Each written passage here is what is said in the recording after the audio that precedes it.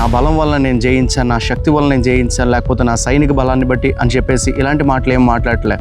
అతడు జ్ఞాపకం చేస్తున్నాడు కేవలం దేవుని కృపను బట్టి, దేవుని యొక్క బలాన్ని బట్టి, దేవుడు రాజుని దర్శించడాన్ని బట్టి ఈ యుద్ధంలో నేను విజయాన్ని సాధించాను అన్నట్లుగా దేవుణ్ణి స్తుతిస్తూ దావీదు అక్కడున్న ప్రజలందరూ కూడా దేవుణ్ణి ఘనపరుస్తూ ఈ కీర్తన రాస్తా ఉన్నారు.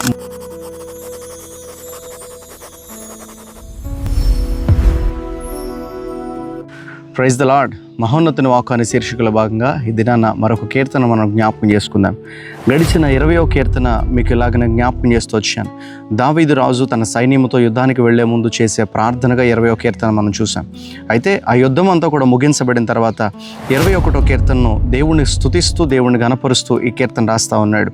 13 చరణాలు కలిగిన ఈ కీర్తనను జాగ్రత్తగా మనం ధ్యానించగలిగితే దావీదు ఈ కీర్తన రాస్తూ నా బలం వల్ల నేను జయించాను, నా శక్తి వల్ల నేను జయించాను, లేకపోతే నా సైనిక బలాన్ని బట్టి అని చెప్పేసి ఇలాంటి మాటలు ఏం మాట్లాడలే.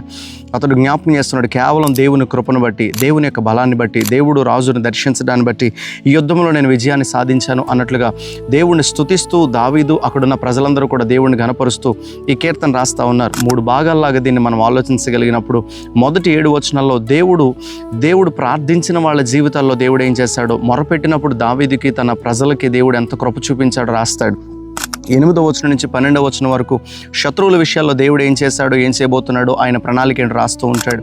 13వ వచనానికి వచ్చేసరికి అత్యున్నతమైన దేవుని నామాన్ని అందరూ కలిసి ఘనపరచడం మనం చూడొచ్చు. దేవుడు వీళ్ళకి చేసిన దాన్ని బట్టి, దేవుడు శత్రువులకు చేయబోతున్న దాన్ని బట్టి దేవుడిని ఘనపరుస్తూ ఈ కీర్తన ముగిస్తూ ఉంటారు. సో కాబట్టి సంతోషంతో ప్రారంభించబడి దేవుని మహిమతో ముగించబడి ఈ కీర్తనగా మనం చూడొచ్చు. ఈ కీర్తనలో ప్రాముఖ్యంగా మనం నేర్చుకోవాల్సిన కొన్ని పాఠాలు మనకు కనబడుతూ ఉంటాయి.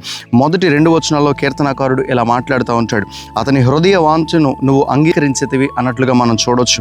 ఈ మాటను దావీదు జ్ఞాపకం చేస్తా అంటాడు, ఇదిగో నా హృదయ వాంఛ అంతటిని, రాజు యొక్క మనోభిలాష అంతటిని కూడా నువ్వు అంగీకరించావు నాయన అనే మాటను జ్ఞాపకం చేస్తున్నాను. నేను ప్రార్థించినప్పుడు మా ప్రార్థనలన్నీ కూడా నువ్వు ఆలకించావు. నిజమే, మన దేవునికి ఉన్న గొప్పతనం మన ప్రార్థనలన్నీ కూడా ఆలకించి మన హృదయాలోచనలన్నీ కూడా సఫలపరచగలిగిన దేవుడై ఉంటాడు. వాత్సల్యత, దేవుని అనుగ్రహం ఎంత గొప్పదో జ్ఞాపకం చేస్తూ ఉంటాడు.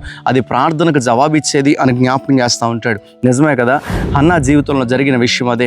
హన్నా దేవుని సన్నిధికి వెళ్ళి ప్రార్థన చేస్తూ ఉంది. దేవుని కృప కొరకే, దేవుని యొక్క వాత్సల్యత కొరకే ఆమె ప్రార్థన చేస్తూ వచ్చినప్పుడు కేవలం ఆమె మొర్రవిన ఒక బిడ్డనిమ్మని మాత్రం అడగలే. అయ్యా, నీ చిత్తానుసారమైన బిడ్డ, నీ కొరకు, నీ మహిమ కొరకు నిలబడగలిగిన బిడ్డను నాకు అనుగ్రహించు ప్రభా, నేను నీకు అప్పగిస్తానని చెప్పేసి అన్నది.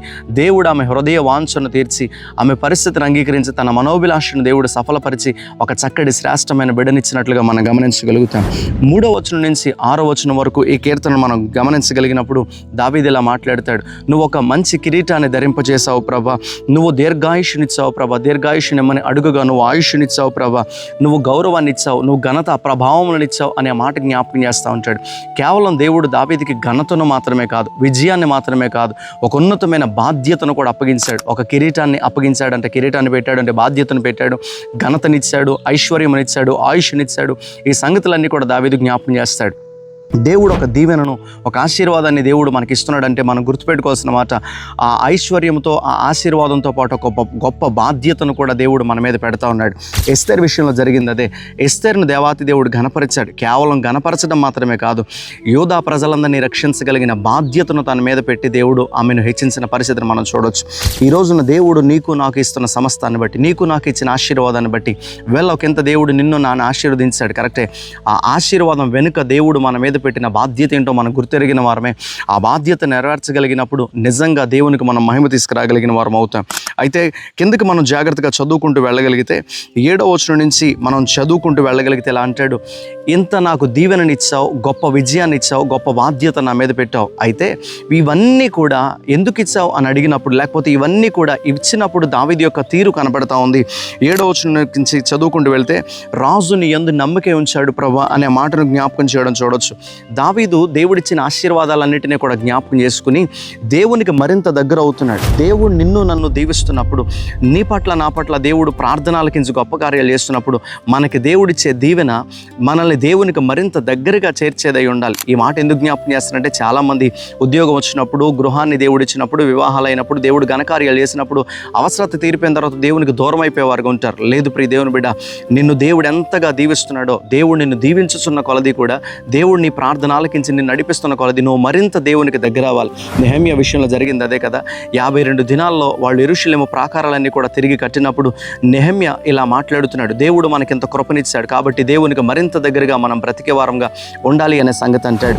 8వ వచనం నుంచి మనం చదువుకుంటూ వెళ్తే 12వ వచనం వరకు కూడా శత్రువులను దేవుడు ఏ విధంగా శిక్షించబోతున్నాడో, ఆయన ఉగ్రత ఎలా ఉండబోతుందో రాస్తా ఉంటాడు. శత్రువుల విషయంలో దేవుడు జరిగించబోతున్న కార్యము ఏమాత్రము కూడా దేవుడు అవినీతిని అంగీకరించేవాడు కాదు అన్నట్లుగా రాయడం మనం గమనించగలుగుతాం.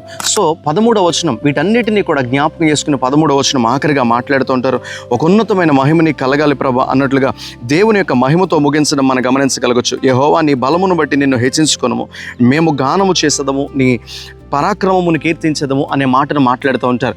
దేవుని యొక్క అత్యున్నతమైన నామాన్ని కీర్తించడం మనం గమనించగలుగుతాం. దేవుడు చేసిన మేలులకై, ఉపకారములకై, ఆయన పెట్టిన బాధ్యతకై, ఆయన ఇచ్చిన నడిపింపు కొరకే ప్రభువును స్తుతిస్తూనే, ప్రభువును గణపరుస్తూనే వాళ్ళు ప్రభువును హెచ్చించడం మనం చూడగలుగుతాం.